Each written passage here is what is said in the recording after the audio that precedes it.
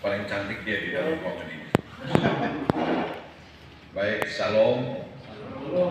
Assalamualaikum warahmatullahi wabarakatuh. Sape, namo budaya, dan salam Pancasila. Yang saya hormati mitra saya, Pak Sekretaris DPC Hanura Kabupaten ND, Bapak Sudarsowan Arifin Nuh, yang saya hormati tim DP3, dan yang saya kasihi Bapak Stef Tanitemu, dan semua tim keluarga dan tim relawan yang hadir di sini.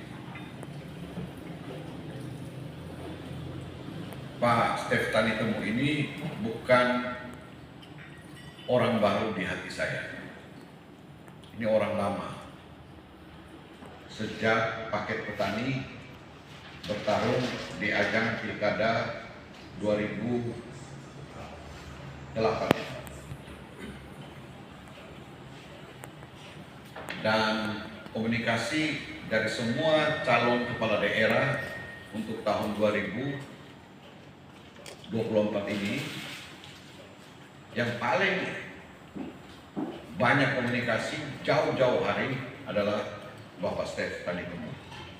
Maka tidak hanya komunikasi, tapi saya sering mendorong Pak Stef Tanitemu untuk semangat berjuang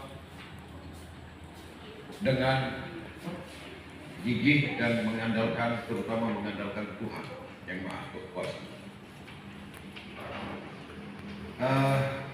Saya berharap sekali figur seorang insinyur Stef Tanitemu bisa menjadi Bupati Kabupaten ND.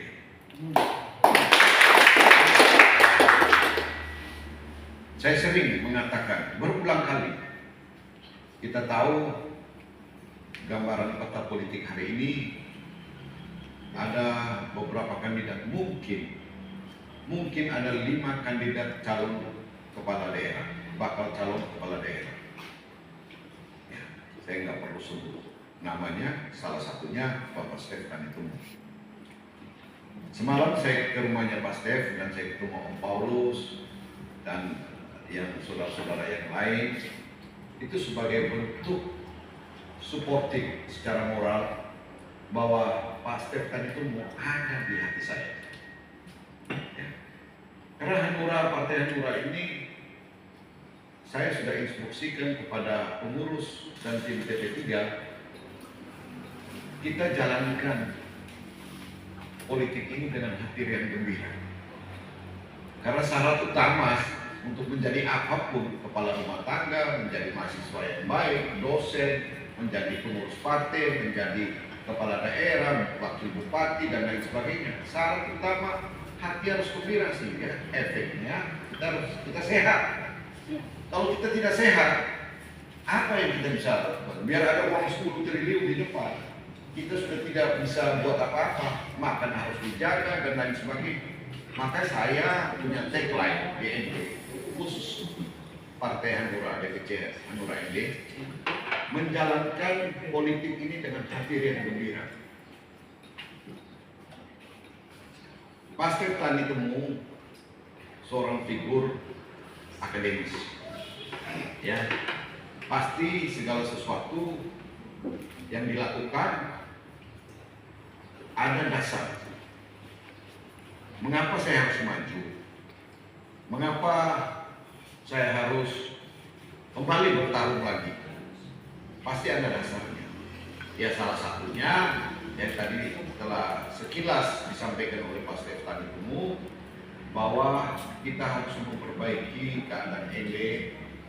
Ya, kalau tadi Pak Stef Tanitemu bilang ND sudah baik, maaf Pak Stef, kalau saya bilang ND hancur dari aspek ekonomi, dan dari aspek kesehatan masyarakat, dari aspek pendidikan, dari aspek stunting, dari aspek banyak aspek, dari aspek inflasi.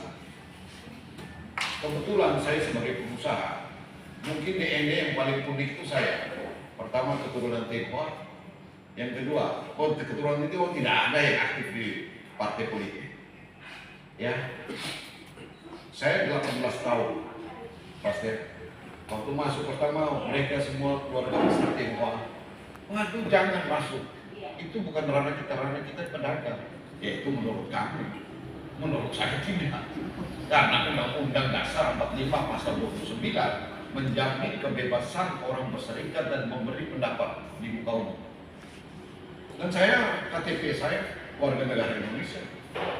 Ya. Dan saya tidak ada itu istilah apa warga asing, ada SKKB kan. Ya, surat keterangan berpaksa. Nggak ada. Nenek saya orang Rote dan orang Sabu. Saya punya nenek kandung.